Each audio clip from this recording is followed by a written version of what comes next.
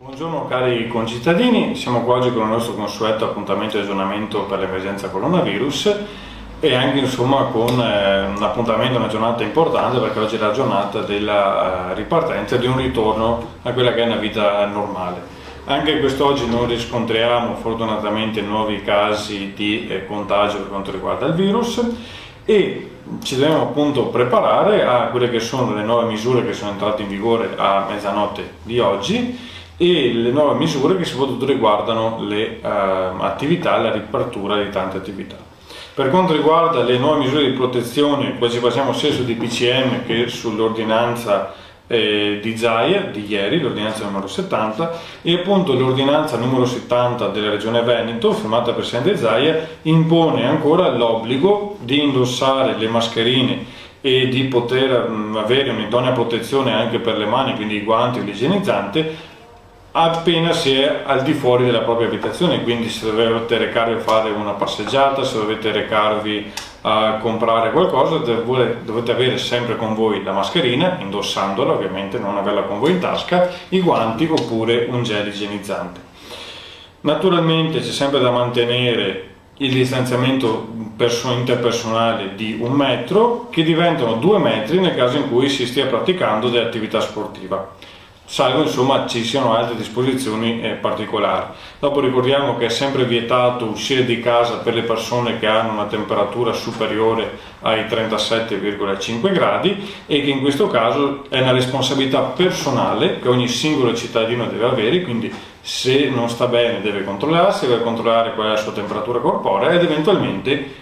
contattare il medico di base. Ad esempio, però ci sono anche delle casistiche in cui non è previsto indossare la mascherina. In questo caso è quando si è alla guida di autoveicoli, quindi quando si è da soli all'interno di un autoveicolo, salvo però gli autoveicoli aziendali. In quel caso lì un autoveicolo aziendale diventa come un luogo di lavoro, quindi si applicano i protocolli previsti per i luoghi di lavoro. Se si è un soggetto inferiore a 6 anni, quindi un bambino di età inferiore a 6 anni, non ha l'obbligo di indossare la mascherina, e anche le persone con disabilità, le cui disabilità non è compatibile con l'utilizzo continuativo della mascherina. Inoltre la mascherina non è prevista se si sta svolgendo attività motoria in un luogo isolato, quindi ci siete solo voi, oppure nella fase di attività intensa, quindi durante la fase di attività intensa non è prevista la mascherina, però è previsto il distanziamento di almeno 2 metri, oppure di essere isolati, e soprattutto alla fine e prima di iniziare l'attività è comunque obbligatorio avere la mascherina. Queste dopo le troverete, pubblicheremo anche sia sul sito che anche sulla pagina Facebook. Per quanto riguarda invece gli spostamenti personali e le attività individuali, vi ricordiamo che è ammesso lo spostamento per qualsiasi motivo, quindi non c'è più nessun tipo di restrizione all'interno della regione, anche per esempio a fini ludici, ricreativi, turistici, a piedi o con qualsiasi mezzo, e anche tramite la navigazione da diporto. Però restano vietati ogni tipo di assembramento, sia in proprietà pubblica che in privata, quindi non potete fare una festa a casa vostra con gli amici e 50 persone. Per darvi un'idea, anche qua si applica 1 metro, che è il buon senso e che ci ha guidato fin qua adesso. È ammesso l'accesso al pubblico di parchi, ville e giardini. Adesso in questi giorni ripristineremo anche, in base ai protocolli, anche i parchi pubblici. Valuteremo Bambini di Breslan se riaprirlo o meno, perché è adiacente a una struttura abbastanza fragile da questo punto di vista, che è la casa di riposo, e riattiveremo anche al Parco Perla quello che sono i protocolli previsti. In più l'attività motoria sportiva, come vi dicevo, può essere svolta anche nei centri sportivi. Adesso si sta facendo tutte le opportune valutazioni in base ai protocolli previsti, come riaprirli in tutta sicurezza e anche grazie alle linee guida regionali. E qua vale sempre la regola che vi dicevo prima, quindi il distanziamento di 2 metri. Nel caso ci sia l'impossibilità di distanziamento, indossare la mascherina, ma comunque sono tutte precauzioni che verranno prese in base alle linee guida regionali, quindi stileremo durante l'apertura tutta una serie di le casistiche previste. Per quanto riguarda le attività economiche, come sapete dalle oggi ripartono la maggior parte delle attività economiche. Tutte queste attività economiche previste ripartono in base delle linee guida che sono state approvate prima dall'organismo che riunisce tutte le regioni del Veneto e poi dalla regione Veneto. Sono pubblicate sul sito sia del comune che anche sul sito della regione Veneto e fanno parte dell'allegato della nuova ordinanza di ZAI. Le attività che ripartono sono la ristorazione, stabilimenti balneari, insomma,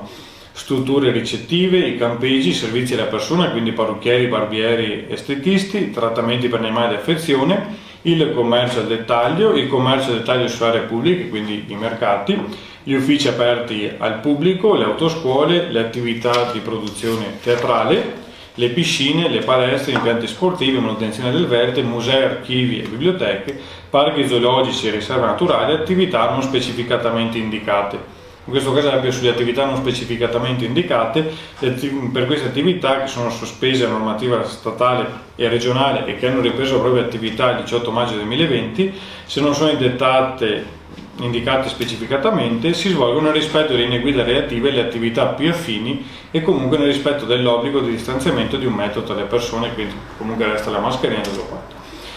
Un'ultima cosa, per quanto riguarda le attività sospese, risultano sospese attività dei centri termali, dei centri culturali, centri sociali, sale giochi, sale scommesse, sale bingo, sale da ballo, anche per i corsi, discoteche, parchi,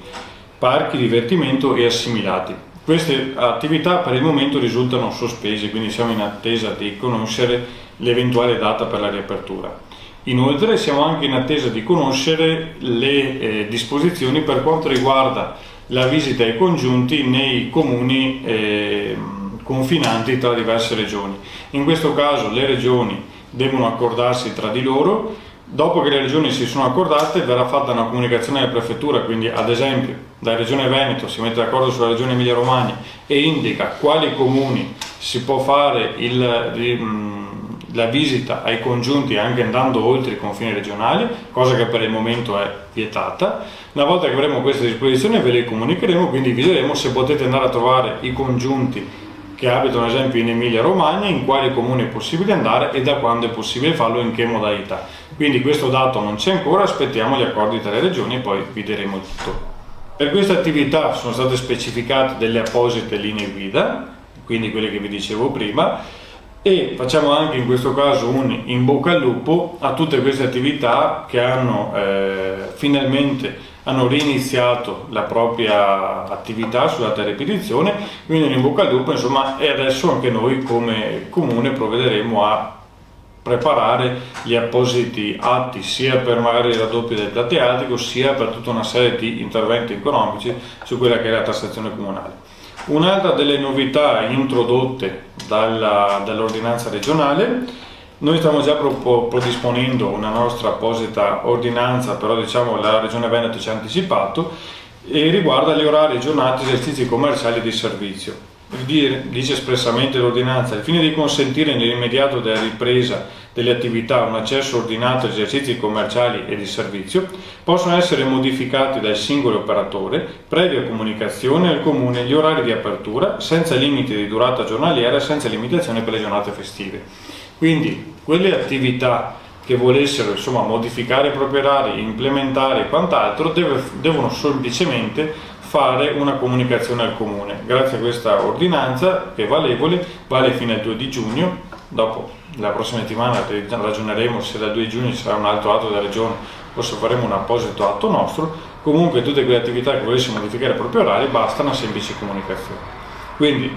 adesso vi ringrazio per l'attenzione, nei prossimi giorni ci aggiorneremo anche per le novità che riguardano il comune, quindi la tassa sui rifiuti, l'occupazione del suolo pubblico e tutte quelle nuove normative come anche i plateatici per i bar che stiamo predisponendo in questi giorni. Quindi grazie a tutti, una buona giornata e un in bocca al lupo non solo alle attività che ripartono oggi, ma anche a tutti quanti noi, che questa sia veramente una ripartenza e sia